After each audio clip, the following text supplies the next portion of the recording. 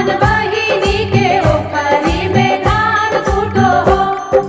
कूटै छियै हे मीता कूटै छियै हे, कूटै छियै हे मीता कूटै छियै हे, तोहर बहिनी के ओखरी में कूटै छियै हे, तोहर बहिनी के ओखरी में कूटै छियै हे।